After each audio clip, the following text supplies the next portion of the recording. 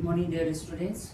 मेरा नाम है प्रणेश प्रधान और आज से मैं एक यूट्यूब चैनल शुरू कर रहा हूँ प्रणेश क्लासेस के नाम पर। तो शुरू में मैं अपना और चैनल के बारे में कुछ परिचय देना चाहूँगा। मेरा नाम है प्रणेश प्रधान और मैं सिलीगुड़ी के एक सरकारी हिंदी माध्यम स्कूल में हाई स्कूल में बीते लगभग 10 सालों से भी ज़्यादा समय से एक शिक्षक के रूप में कार्यरत हूँ। और आज से जो चैनल मैं शुरू कर रहा हूँ प्रणेश क्लासेस के नाम पर, ये चैनल रहेगा क्लास 12 के विद्यार्थियों के लिए, विशेषकर जो 8 सब्जेक्ट्स है उसमें पॉलिटिकल साइंस, हिस्ट्री जैसे इकोनॉमिक्स जैसे विषयों पर मैं वीडियोस अपलोड करने वाला हूँ।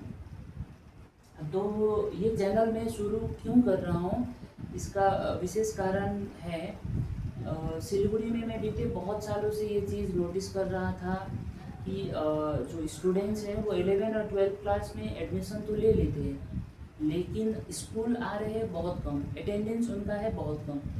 जब मैंने उनसे जानना चाहा कि इतना अटेंडेंस कम में क्यों हो रहा है, तो उनका कहना था कि कोई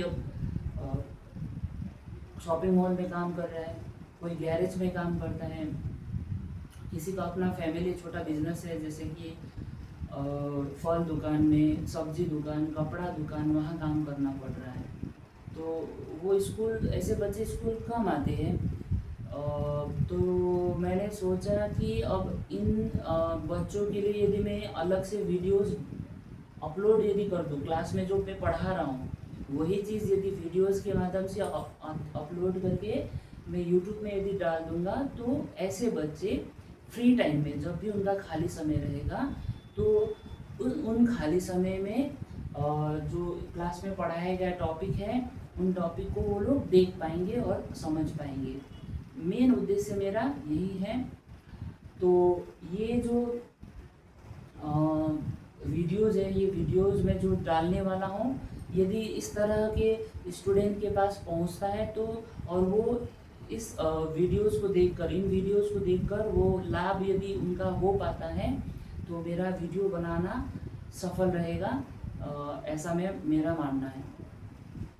तो क्लास 12 के स्टूडेंट्स के लिए मैं शुरू में पॉलिटिकल साइंस, हिस्ट्री और इकोनॉमिक्स जैसे सब्जेक्ट्स पर वीडियोस बनाना शुरू कर रहा हूँ। सबसे पहले मैं क्लास 12 के जो स्टूडेंट्स हैं उनके लिए पॉलिटिकल साइंस मतलब राजनीति विज्ञान पर वीडियोस बना रहा हूँ। अच्छा, सबसे पहले ये मैं बताना चाहूँगा कि क्लासरूम में, स्कूल में स्टूडेंट्स के सामने जिस प्रकार का एक माहौल रहता है वैसा यूट्यूब में, देखिए ये मेरे लिए एक प्रकार का नया अनुभव है कि मैं एक बंद रूम है, उसमें केवल एक मोबाइल रखा हुआ है और उसमें कैमरा के सामने देखकर मुझे पढ़ाना पड़ रहा है। तो ये मेरे लिए भी एक नया अनुभव है। तो शुरू का कुछ वीडियो में हो सकता है कि आप लोगों को कुछ कमी महसूस हो, उसके लिए मैं पहले से ही क्षमा चाहता हूँ। मैं कोशिश करूँगा कि अपना जो स्तर है और आदत जो है वीडियोस बनाने का कैमरा पर, वो थोड़ा सुधार सकूँ। तो ठीक है, जो वीडियोस है वो वीडियो बनाना मैं शुरू कर रहा हूँ। सबसे पहले जो पॉलिटिकल साइंस है क्लास 12 में, आप लोगों को तो जैसे पता ही है कि क्लास 12 का जो एग्ज़ाम होता है वो 3rd सेमिस्टर और 4th सेमिस्टर, 2 अलग अलग सेमिस्टरों में पूरा होता है। तो पहले 3rd सेमिस्टर कंप्लीट करना होता है, उसके बाद 4th सेमिस्टर। तो मैं शुरू कर रहा हूँ 3rd semester political science subject से। तो 3rd सेमिस्टर में पॉलिटिकल साइंस में हम लोगों को कुल 6 चैप्टर पढ़ने हैं। Chapter unit 1, unit 2, unit 3, unit 4, unit 5 और यूनिट 6। अच्छा, 3rd सेमिस्टर जो होता है वो आप लोगों को पता ही होगा, फुल मार्क्स इसमें कितना रहता है, 40 मार्क्स रहता है और ये MCQ पैटर्न पर आधारित रहता है। आप लोगों के पास कुल 4 विकल्प रहते हैं, उसमें से एक उत्तर आप लोगों को चुनना होता है। ठीक है, तो थर्ड सेमेस्टर में जैसा कि मैंने बताया टोटल 6 सब्जेक्ट आप लोगों को पढ़ना है। थर्ड सेमेस्टर टोटल आप लोगों को पढ़ना है 6 सब्जेक्ट, सॉरी टोटल 6 यूनिट पढ़ना है। तो आज मैं जो पहला चैप्टर है उसका थोड़ा सा परिचय इंट्रोडक्शन दे रहा हूँ। चैप्टर 1 पॉलिटिकल साइंस सब्जेक्ट में पहला जो चैप्टर है, चैप्टर का नाम है द्वितीय विश्व युद्ध के बाद, द्वितीय विश्व युद्ध के बाद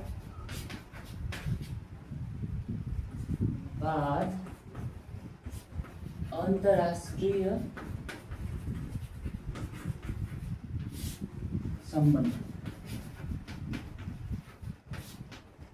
ठीक है, पहला जो चैप्टर है नाम है द्वितीय विश्व युद्ध के बाद अंतरराष्ट्रीय संबंध, international relation in the post second world war. तो इस चैप्टर में आप लोगों को मुख्य रूप से 2 टॉपिक पढ़ने हैं। पहला जो टॉपिक है वो है शीत युद्ध काल, cold war period, cold war period. और जो दूसरा टॉपिक है वो पढ़ना है गुटनिरपेक्ष आंदोलन, गुटनिरपेक्ष आंदोलन, जिसको अंग्रेजी में कहा जाता है non aligned movement, non aligned movement name. तो ये 2 टॉपिक पढ़ना होगा। इसी के साथ ये पहला जो चैप्टर है वो खत्म हो जाएगा। तो आज मैं पहला जो टॉपिक है शीत युद्ध काल, कोल्ड वॉर पीरियड, उसके बारे में बताने जा रहा हूँ। अच्छा, उससे पहले आप लोग देख रहे हैं कि चैप्टर का नाम है दूसरे विश्व युद्ध के बाद, माने दूसरा विश्व युद्ध। एक टॉपिक आ रहा है अलग से, दूसरा विश्व युद्ध। तो दूसरे विश्व युद्ध के बारे में मैं थोड़ा सा आप लोगों ने पढ़ा ही होगा, थोड़ा सा रिवीजन करा रहा हूँ कि दूसरा विश्व युद्ध कब कैसे हुआ था। ठीक है, तो दूसरा विश्व युद्ध जो था सेकेंड वर्ल्ड वॉर, आप लोगों ने पढ़ा ही होगा। 1939 में ये शुरू हुआ था जब जर्मनी ने पोलैंड देश पर आक्रमण कर दिया था, और ये खत्म कब हुआ था 1945 में जब जापान ने सरेंडर कर दिया था। तो सेकेंड वर्ल्ड वॉर 2 ग्रुप्स के बीच में हुआ था। पहला जो ग्रुप था उसको कहा जाता था मित्र राष्ट्र, इसको अंग्रेजी में कहा जाता था अलाइड पावर्स, अलाइड पावर्स। ठीक है, और दूसरा जो ग्रुप था उसको कहा जाता था धुरी राष्ट्र, अंग्रेजी में इसको कहा जाता है एक्सिस पावर्स, एक्सिस पावर्स। ठीक है, और दोनों ग्रुप में बहुत सारे देश शामिल थे। जो महत्वपूर्ण देश दोनों ग्रुप में थे उनके बारे में मैं थोड़ा सा बता रहा हूँ। मित्र राष्ट्र में जैसे कि देश शामिल थे America, US, Soviet union USSR, Soviet संघ जिसको कहा जाता है, इंग्लैंड, और एक इम्पोर्टेंट देश था फ्रांस। हालांकि और भी बहुत सारे देश थे। और धुरी राष्ट्र में जो महत्वपूर्ण देश शामिल थे उनमें से एक था जर्मनी, हिटलर। एक देश था इटली, मुसोलिनी। और एक देश था एशिया से जापान। तो दूसरे विश्व युद्ध के समय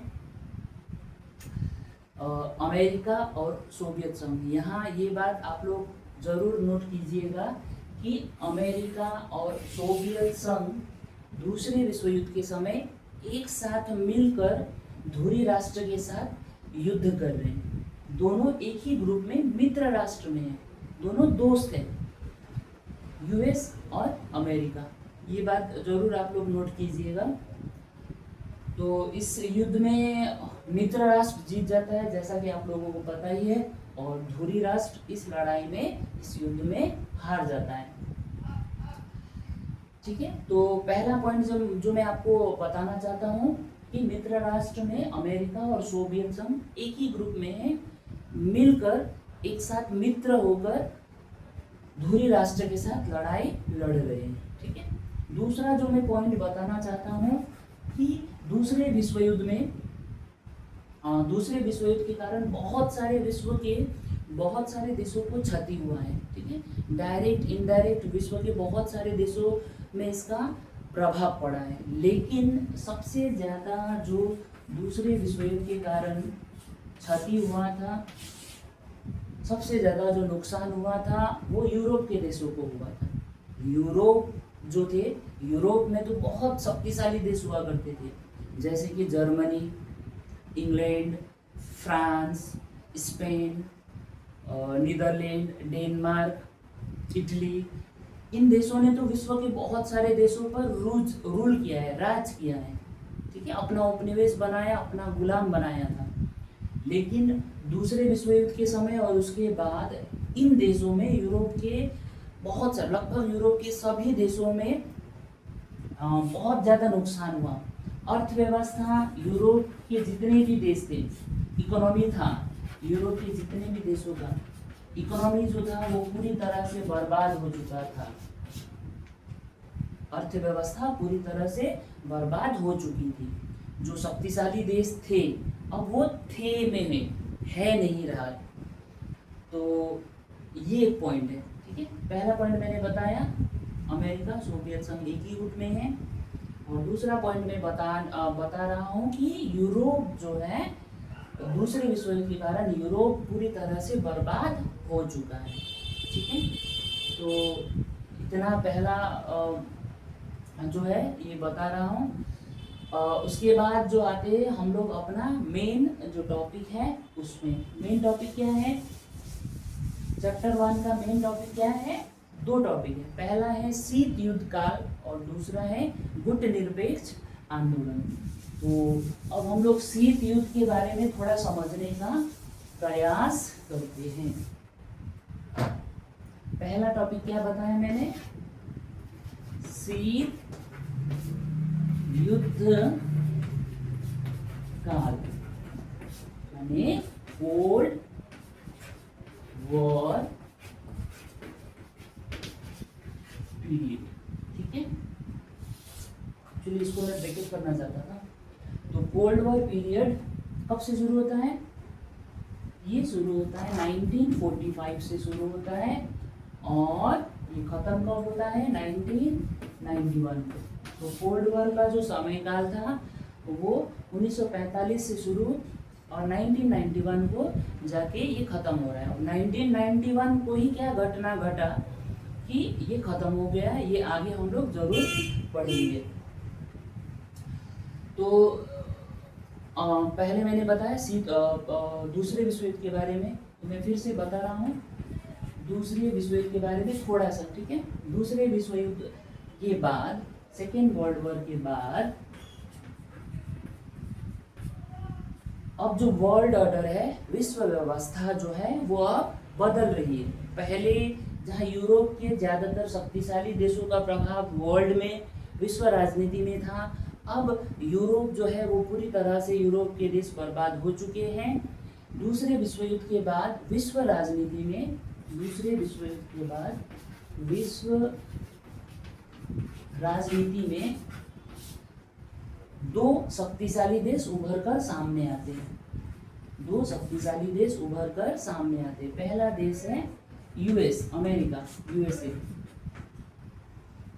और दूसरा जो देश है वो है यूएसएसआर, जिसको सोवियत संघ कहा जाता है। सोवियत संघ। इसका फुल फॉर्म क्या हुआ?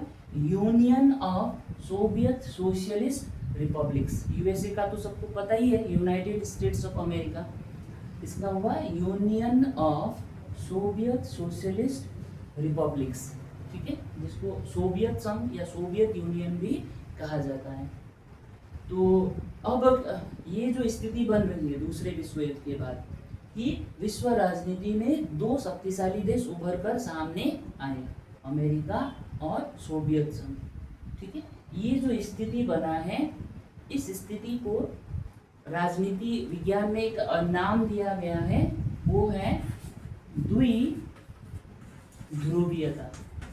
द्विध्रुवीयता या अंग्रेजी में इसको कहा जाता है बाइपोलैरिटी।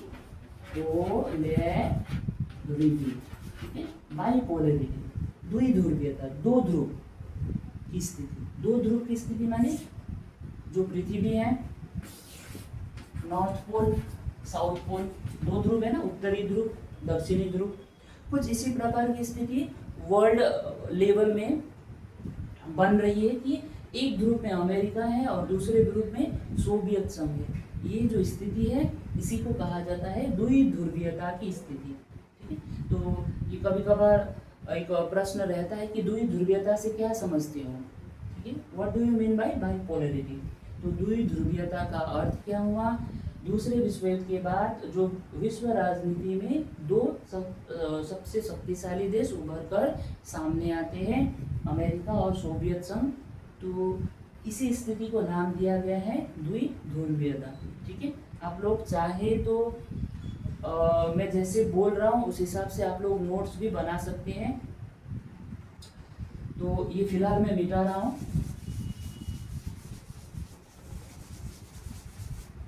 अब देखिए, अमेरिका एक विचारधारा को लेकर आगे बढ़ता था।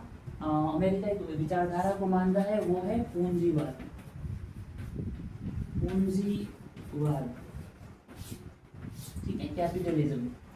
और सोवियत संघ जिस विचारधारा को मानता था उसको कहा जाता था साम्यवाद, कम्युनिज्म। ठीक है,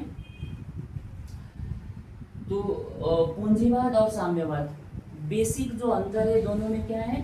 पूंजीवाद एक तो लोकतंत्र का समर्थन करता है। पूंजीवाद में निजी संपत्ति रखने की अनुमति होती है। और जो व्यापार बिजनेस होता है वो खुले रूप में होता है। सरकार का व्यापार बिजनेस पर, देश के व्यापार बिजनेस का कम नियंत्रण रहता है। व्यक्ति अपनी क्षमता के हिसाब से व्यापार बिजनेस कर सकते हैं। ठीक है, पूंजीवाद में ये होता है। साम्यवाद क्या कहता है, पहले तो ये प्राइवेट जो प्रॉपर्टी है, निजी संपत्ति रखने पर एक प्रकार से नियंत्रण रखता है कि बहुत ज़्यादा प्रॉपर्टी किसी व्यक्ति के पास नहीं रहनी चाहिए। ये चाहता है कि सब जो रिसोर्सेस है, संसाधन है देश का, वो सब लोगों में समान रूप से बटे। और व्यापार बिजनेस पर पूरा जो नियंत्रण रहता है साम्यवाद में सरकार का रहता है। ठीक है, तो दो अलग अलग विचारधाराएं। अमेरिका चाहता है कि पूरे वर्ल्ड में उसके विचारधारा और उसका जो प्रभाव है वो रहे। सोवियत संघ भी चाहता है कि पूरे विश्व में उसकी विचारधारा को अपनाए और उसका जो प्रभाव है, सोवियत संघ का जो प्रभाव है विश्व राजनीति में बना रहे। ठीक है, तो स्थिति आप लोग समझ रहे हैं ना। अमेरिका चाहता है पूरे वर्ल्ड में उसका राज रहे, सोवियत संघ चाहता है कि पूरे वर्ल्ड में उसका राज रहे। तो इस प्रकार की एक स्थिति बन रही है दूसरे विश्व युद्ध के बाद। तो अब जो आता है शीत युद्ध, जिसको अंग्रेजी में कहा जाता है कोल्ड वॉर। तो शीत युद्ध या कोल्ड वॉर एक इस प्रकार की स्थिति थी जिसमें सोवियत संघ और अमेरिका और सोवियत संघ के बीच एक बहुत ही तनावपूर्ण, टेंशन वाला माहौल बन गया था। यह स्थिति बन गई थी कि दोनों देश कभी भी एक दूसरे के साथ युद्ध कर सकते हैं। ठीक है, शीत युद्ध का अर्थ एक ऐसी स्थिति से है जिसमें अमेरिका और सोवियत संघ के बीच एक तनावपूर्ण माहौल, एक टेंशन वाला माहौल बना हुआ है। इस तरह की स्थिति बनी हुई है कि युद्ध दोनों देशों के बीच में कभी भी हो सकता है। माहौल ऐसा ये लोग बना के रखे हुए हैं, लेकिन प्रत्यक्ष रूप से दोनों देशों के बीच में कभी लड़ाई हुई नहीं। ठीक है, तो ये जो एक स्थिति बनी थी, इसी स्थिति को नाम दिया गया है कोल्ड वॉर, शीत युद्ध। यानी युद्ध कैसा है, ठंडा है, कोल्ड, क्योंकि डायरेक्ट लड़ाई कभी हुआ ही नहीं। ठीक है, अच्छा, आप लोग के दिमाग में भी ये प्रश्न आना चाहिए कि डायरेक्ट लड़ाई क्यों नहीं हुआ? अमेरिका सोवियत संघ दोनों में से एक, दोनों यदि लड़ते तो एक विजेता रहता, तो वो वर्ल्ड पर राज करता, है ना। तो ऐसा आप लोगों के दिमाग में प्रश्न आ ही सकता है। ये दोनों आपस में कभी नहीं लड़े। क्यों नहीं लड़े? क्योंकि अमेरिका बहुत सारे हथियार इसके पास थे, प्लस इनके पास था, अमेरिका के पास था परमाणु बम, न्यूक्लियर वेपन्स था इनके पास। और इसका तो इन्होंने एक नमूना भी दिया था। एक्चुअली में 2 नमूने पेश किए थे, जापान के हिरोशिमा और नागासाकी शहर पर, ठीक है। और सोवियत संघ ने भी अपना जो है परमाणु हथियार बना लिया था। तो दोनों परमाणु शक्ति संपन्न राष्ट्र थे, और दोनों देशों के बीच में यदि लड़ाई हो जाती तो महाविनाश हो जाता, क्योंकि दोनों ही देशों के पास है परमाणु हथियार। तो इस चीज से बचने के लिए हो सकता था कि एक देश जीतता, एक देश हारता, लेकिन नुकसान दोनों ही देशों को और वर्ल्ड लेवल में बहुत सारे देशों को भयंकर रूप से भुगतना पड़ता। तो उसी डर के कारण ये दोनों देश आपस में कभी भी नहीं लड़े, ठीक है। लेकिन ये मैंने देश भले ही आपस में नहीं लड़े, लेकिन इन दोनों देशों ने विश्व के दूसरे बहुत सारे देशों को आपस में लड़ाया जरूर है, ठीक है। ये कौन कौन ऐसा स्थिति कब आया है, ये मैं आपको आगे जरूर पढ़ाऊंगा। तो शीत युद्ध के बारे में समझ लिए कि शीत युद्ध का अर्थ क्या होता है। अब एग्जाम में एक प्रश्न अक्सर पूछा जाता है कि जो कोल्ड वॉर है, जो शीत युद्ध है, इस शब्द का प्रयोग सबसे पहले किसने किया था? सबसे पहले इस शब्द का प्रयोग किसने किया था? Who first used the term the Cold War? तो इस शब्द का प्रयोग सबसे पहले जो किए थे वो अमेरिका के एक राजनेता थे, बर्नार्ड बारूच। इन्होंने सबसे पहले बर्नार्ड बारूच सबसे पहले इन्होंने शीत युद्ध शब्द का प्रयोग किया था। लेकिन इस शब्द को पॉपुलर करने का, लोकप्रिय बनाने का जो काम था, वर्ल्ड लेवल में ये फेमस जो हुआ था, वो जो श्रेय जाता है, इसको लोकप्रिय बनाने का जो श्रेय जाता है, वो अमेरिका के पत्रकार थे वॉल्टर लिपमैन।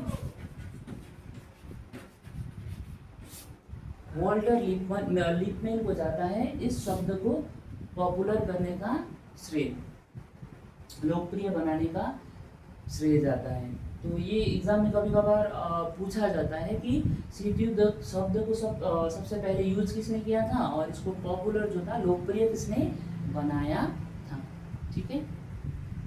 तो कोल्ड वॉर का जो बेसिक परिभाषा है, मीनिंग है, वो तो मैंने समझा दिया। लेकिन अलग अलग विद्वानों ने अलग अलग समय में कोल्ड वॉर के बारे में अपना जो विचार है वो दिया है। उस पर भी एग्जाम में प्रश्न बनता है। जैसे एक प्रश्न बनता है कि किसने कहा था कि कोल्ड वॉर जो है एक वॉर ऑफ नर्व्स है, वॉर ऑफ नर्व्स, स्नायु युद्ध। कोल्ड वॉर को वॉर ऑफ नर्व्स की संज्ञा किसने दी थी, ठीक है। किसने कहा था कि कोल्ड वॉर जो है एक वॉर ऑफ नर्व्स है, क्योंकि ये दिमाग से लड़ा जा रहा है, डायरेक्ट तो लड़ाई नहीं हो रहा है।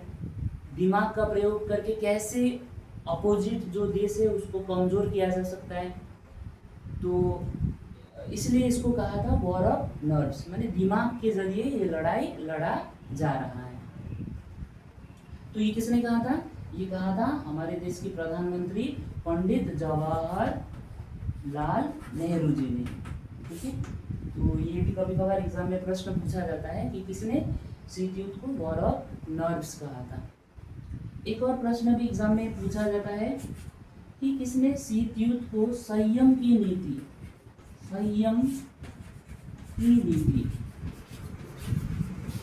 पॉलिसी ऑफ कंटेनमेंट MENT, ठीक है, पॉलिसी ऑफ कंटेनमेंट जो था शीत युद्ध को किसने कहा था। ये भी इस तरह का भी प्रश्न बन सकता है। तो संयम की नीति जो था कोल्ड वॉर को, वो जिसने बताया था उनका नाम है, कोल्ड वॉर को संयम की नीति बताने वाले व्यक्ति का नाम था George George Kennan. George Kennan ने शीत युद्ध को संयम की नीति, पॉलिसी ऑफ कंटेनमेंट माने रोकने का एक नीति बताया था। क्या रोकने का नीति? साम्यवाद को रोकने का नीति, ठीक है। तो किसने कहा था? जॉर्ज कैनन ने। और इनको इनको एक नाम भी दिया गया है, इनको कहा जाता है शीत युद्ध का वास्तुकार। शीत युद्ध का वास्तुकार, ठीक है। वास्तुकार माने architect of cold war, architect of cold war. कि किस व्यक्ति को आर्किटेक्ट ऑफ कोल्ड वॉर, शीत युद्ध का वास्तुकार कहा जाता है? तो किसको कहा जाता है? जॉर्ज कैनन को, ठीक है। तो शीत युद्ध के बारे में बेसिक जो था। अब हम लोग, अच्छा इसमें एक और चीज भी मैं यही बता देता हूँ, तो एग्जाम में पूछा जाता है फुलटन स्पीच के बारे में, फुलटन भाषण स्पीच, फुलटन स्पीच। तो एग्जाम में प्रश्न रहता है कि फुलटन स्पीच किसने दिया था, कब दिया था। तो फुलटन स्पीच जो आया था वो मार्च 1946 को फुलटन नामक जगह पर जो ब्रिटेन के प्रधानमंत्री थे विंस्टन चर्चिल, उनके द्वारा एक भाषण दिया गया था। विंस्टन चर्चिल, ठीक है, विंस्टन चर्चिल कौन थे? ब्रिटेन के प्रधानमंत्री थे। तो इन्होंने एक भाषण दिया था अमेरिका के फुलटन नामक जगह पर, तो इसलिए स्पीच का नाम फुलटन स्पीच पड़ गया, ठीक है। इस भाषण में उन्होंने क्या कहा था? इस भाषण में जो विंस्टन चर्चिल है ब्रिटेन के प्रधानमंत्री, उन्होंने कहा था कि जो सोवियत संघ है, सोवियत संघ ने अपने आप को आयरन कर्टन से ढक दिया, ठीक है। एक वर्ड इन्होंने यूज किया था यहाँ, आयरन कर्टन, मैंने लोहे के एक पर्दे से खुद को ढक दिया था। तो आयरन कर्टन, ये भी एक प्रश्न रहता है कि आयरन कर्टन जो थ्योरी है, ठीक है, ये किसने दिया था? तो आयरन कर्टन थ्योरी किसने दिया था? विंस्टन चर्चिल ने। और विंस्टन चर्चिल ने ऐसा क्यों कहा कि सोवियत संघ ने अपने आप को लोहे के पर्दे से ढक दिया है? लोहे के पर्दे से ढकने का मतलब है कि अब एक तरफ से दूसरे तरफ जो है संपर्क नहीं हो रहा है, कम्युनिकेशन जो है पूरी तरह से सोवियत संघ ने अपने आप को कट कर दिया है, ठीक है। ऐसा कैसे हो रहा है? ये थोड़ा सा वीडियो शायद थोड़ा लंबा हो रहा है, ये थोड़ा सा बता देता हूँ और इसके बाद नेक्स्ट वीडियो में मैं बताने का प्रयास करूँगा।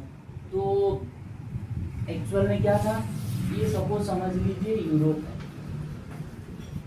है ना।